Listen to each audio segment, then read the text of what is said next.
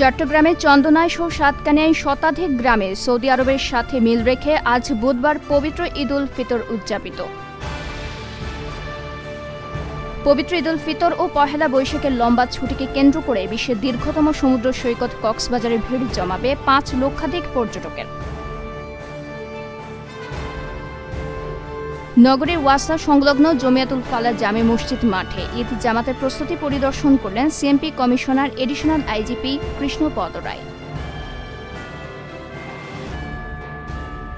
চট্টগ্রাম নগরে পবিত্র ঈদ উল ফিতরের প্রথম ও প্রধান জামাত আয়োজনের জমিয়াতুল ফালাহ জাতীয় মসজিদ প্রাঙ্গণে সকাল ৮টায় এই জামাত অনুষ্ঠিত হবে।